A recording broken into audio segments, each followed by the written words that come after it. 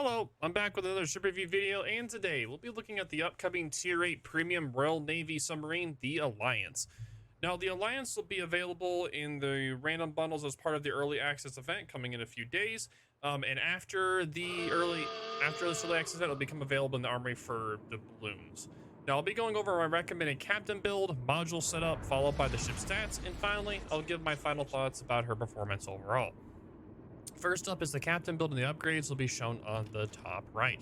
Now, this build maximizes your dive time, giving you enhanced maneuverability once your battery drops below 25%. The watchful alerts you so that you don't accidentally surface into Hydra or radar, and the Alliance can share her build with the TAC Tree submarine, so this has pretty much the exact same build as the Thrasher, pretty much, so you can look to that video as a reference as well. Now, the Alliance does share the same thin armor scheme as other submarines, so I really don't need to show that. Now, and pretty much that means that anything that lands on the same grid square as you will cause damage, so you definitely don't want to get hit by anything. You don't have much HP though, so you definitely don't want to try to get attacked at all. Now, the Alliance does have access to two types of torps, the homing torpedo and the unguided torp. Now, the homing torps are average as far as damage and range is concerned. However, their slow 42-knot speed can prove detrimental if the enemy is running or has Hydra active. So don't expect any big damage numbers even if you land a bunch of torpedoes. Now, the unguided torpedoes do a lot more damage, but at the cost of range and homing ability. Now, it is useful for attacking predictable targets, but the 7-kilometer range requires you get closer. Now, the Alliance can fire 4 torpedoes up the front and 2 to the rear, and as she can reload all her torpedo tubes in just 30 seconds, she can spam torpedoes like no tomorrow, pretty much like the German submarines. Now, each torpedo may not do much, but the constant wave of homing sea mines can be difficult to deal with. Now, in the event the enemy is staying far away, the 5.7 kilometer surface detection and 31-knot max speed makes her a powerful scout, and she will outspot almost every DD at the tier and can reasonably run away if needed. If she needs to dive, then you can use your amazing 24-knot underwater speed to quickly zip away. In fact, the Alliance is the fastest tier 8 submarine when underwater. Only the tier 10 submarines can match her in the underwater race, which is pretty impressive. Now, the Alliance can also stay underwater for a long time thanks to her amazing dive capacity. With a full battery, she can stay underwater for over 5 minutes. The batteries do recharge slowly, so definitely be careful when you eventually have to resurface. Now, the Alliance's playstyle is pretty closer to the German submarines and the British submarines. While she is fast and maneuverable, her homing torpedoes are very weak, so she definitely needs to get close to deal damage, something she can comfortably do with her long dive capacity. Now, against heavy opposition, it's definitely best to sit around 8 through 10 kilometers and spam the homing torpedoes. It's not the most exciting of playstyles, but you'll earn XP from spotting the enemy, maybe even the occasional torp hit on a random ship. Now, once the numbers thin out, you can quickly move in with your high speed to use your unguided torpedoes, flank the enemy, or even get behind them for the best firing angles. Now, after getting into position, you can spam the unguided torpedoes into unfortunate victim broadsides for maximum damage. Now, not only will you cause this great damage, but you can also sow chaos into the enemy ranks, which is always fun to do.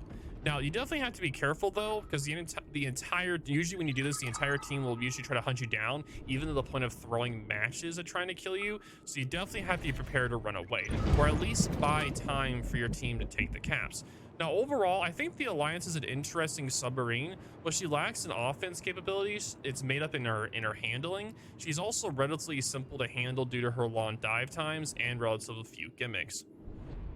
Now, again, you can get the Alliance for the random bundles. Again, I always don't like I'm not really a big fan of gambling. So, like, if you want to, you can, but like at the same time, it's like, why would you? You don't really need to gamble to, get the stuff. You can just, wait until it comes out in the armory. So normally that's pretty much what I would say. It's probably best just for you to not even try to gamble for it, just wait for it to come out. But if you want this submarine, you think it's your fancy, then by all means, go ahead, get it. Up to you, totally up to you. If you find it fancy, totally up to you. So no harm, no foul. If you want to get it, you can. If not. I'm just doing my best to give you guys a unbiased opinion of the ship, so that's what I'm trying to do. So pretty much most of this match, I do feel pretty bad about this incomparable, but at the same time, the incomparable he should have definitely known to like not just sit where he was at. He legit just sat here for most of the match, didn't even try to turn out or anything. Even when the battleship that was behind me was reloading, he didn't even try to turn at all. He legit just sat here and just kept reversing. And that's the one thing about submarines I always find really annoying to try to do, because I could just ping them once or get the double ping, right? And I can keep just doing circles and circles and circles. It's really hard to be able to hit you. And especially with its high speed, with how fast it can go, it's a really hard submarine to keep track with the sonar pings. Like you see, he's trying to ping me, he's trying to get me right there. I'm already far enough away where that's not going to damage me. So it's definitely a very sneaky and very maneuverable submarine for sure. And I definitely do feel bad for the incomparable. Like this whole time, he just has to sit here and just suffer. But I am playing this pretty smart by just doing one ping at a time, like every 20 seconds or so. So like while he's distracted, so pretty much when I saw him doing a shot, I did a ping while he wasn't looking, then I did another one because I knew that he wasn't going to be able to, like at this point, I knew that he wasn't going to be able to get the accurate hit on me with a depth charge just because he wasn't watching the first ping whenever he was shooting. So you kind of have to watch what your enemy's doing to be able to make sure when you can actually hit them or when you're not. Or sorry, when you can ping and not ping is the best way to put it. But I definitely, like, you know, out of like the submarine gameplay, I definitely enjoyed the Alliance gameplay. The only reason why I'm not like super like for the ship is because of the fact like you have to gamble for with the bundles, which I'm never a big fan of doing. I'd rather just be able to, hey, I just want to buy the ship, I just want to get it, so here you go. You can just buy the ship and there you go, you got it, you bought it, so there you go. But you have to gamble for it trying to get the bundles, which I'm never like a big fan of doing. Like if you want, like, I'm never a big fan of that. So me personally, if I didn't already get the ship from World of Warships, I would personally just wait until it actually came out to get it, because this submarine is pretty fun to play and it's very maneuverable, and I do enjoy like how much fun it is to do that. So I do enjoy it a lot for playing with that play style. Now, something to note that oh yeah, the submarine is right behind me. Yeah, that's the funniest thing. I didn't even notice that their submarine went past me. So that means that submarine snuck by me, like right by me. We didn't even notice each other. That's like one thing about submarines too that I've always found really weird. Every other class in the game is pretty much able to spot each other and engage each other right away, but submarines aren't able to do that, which I find is it's more like a detrimental thing. Submarines should be able to count each other right away. So for instance, if a submarine's on your flank as you are a submarine yourself, pretty much you both can be underwater and be pinging each other pinging around, and you two couldn't spot each other or really counter each other too much. You have to wait until the submarine radar or hydrophone pops up where you can actually spot the enemy submarine at that point to actually go after them, which is normally around, most of the cooldowns around 4 minutes, I think. Maybe 4 minutes are usually the cooldown for it at the beginning of the match. And it's just really aggravating that you have to wait that long just to be able to counter another class. If they were to change it where, for instance, like, hey, I can actually, you know, hunt the other sub right away, it'd be kind of like more like as a DD players are like nowadays. You know how there's a lot of DDs will hunt other DDs? Why is it that DDs can do that but not submarines? It just seems kind of like, it seems like a little off. Hopefully they'll adjust that in the future to where you just have the consumable active right in the beginning and you're able to just hunt subs in the beginning, which would be a very good thing, because it makes it where players that are like that practice or try to knock out the other sub in the beginning is rewarded for it and it isn't punished. For instance, a lot of the times I don't even try to go after the submarine anymore.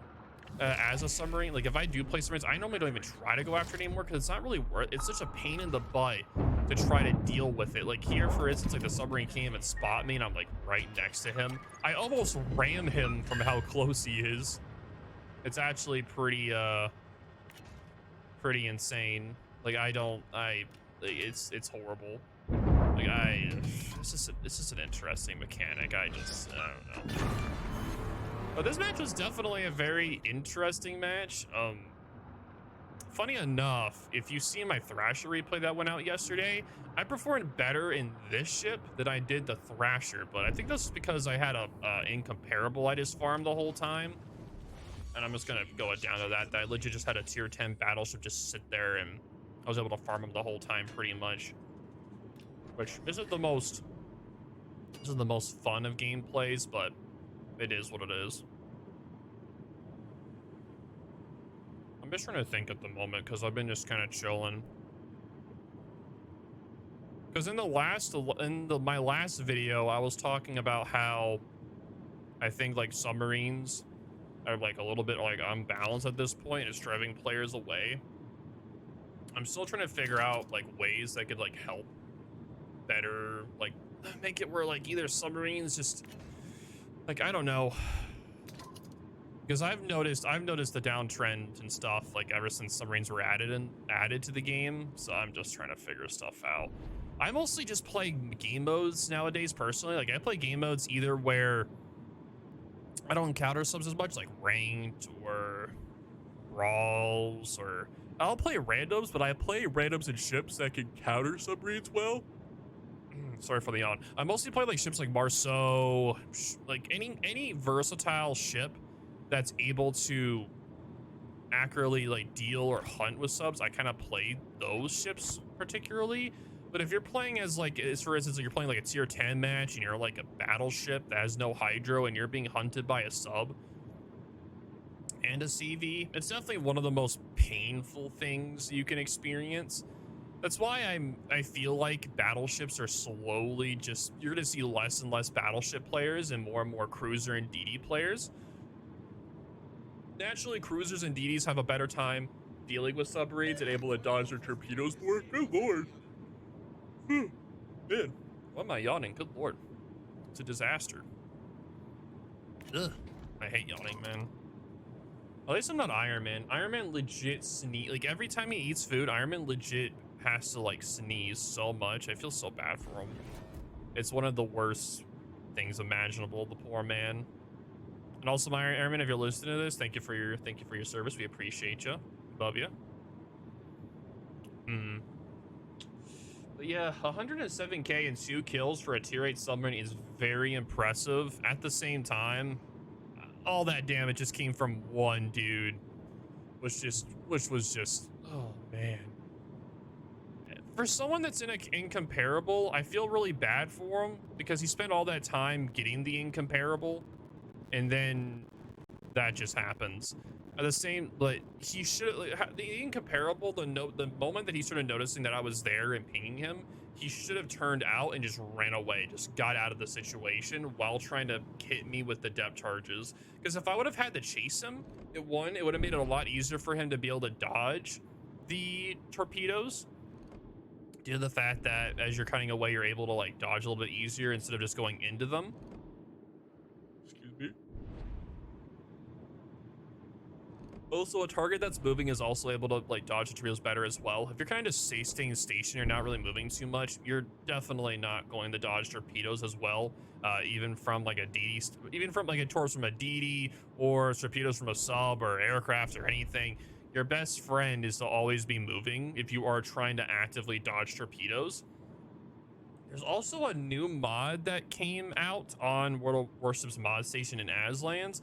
I forgot the exact name of it, but if someone could put in the comments, it's a mod that shows when the homing is turned off on a torpedo. So for instance, if a torpedo is coming at you and is homing, it will then show a difference, like the sign that's above it will then turn off, showcasing that's not homing anymore, which means that you know when the torpedo is no longer homing, which makes it easier for you to then dodge. Because usually what happens is when you can either memorize the distances that torpedoes will home, which is all of them are the same except for the British. The British tech tree does have the best homing on the homing torpedoes, since they have the only ones. They go the closest to the target until they stop homing. So if you're trying to either learn that, you can do it that way, or you can have the mod that shows you when the torpedoes are not homing, and then when the torpedoes stop homing, you are then able to then dodge to get out of the way of the torpedo pretty much. Because if you react too early, the torpedoes will then be able to still home in onto what you're trying to dodge them, and they're going to be able to hit you. But if you time it perfectly, where as soon as they stop homing, you're then able to pretty much just dodge. You're going to be doing a lot better job at dodging dodging the enemy torpedoes in the end from submarines in the end in that regard. So I just wanted to throw that tip out there. I'm just trying to figure out what I could put in here, mostly because at this point I'm just kind of enjoying the replay. But yeah, I made 793,000 credits, 2 kills, 107k. I got 2,100 base XP. That's really nice. I'll take it. That's very, very nice. I also wanted to double check it wasn't from a mission either, and the service cost was wasn't that much either. So that was a nice bank. That was a very nice bank indeed, for sure. I was very impressed with that match. But again, all that damage legit just came from the one guy, which I felt so bad for him. But it is what it is. But anyway, if you guys have any questions or concerns, leave them in the comments down below. But yep, this is Bo, and I appreciate you guys. Thank you guys for watching. If you guys have any tips on how I can improve my videos, definitely let me know. And yeah, I'll talk to y'all later.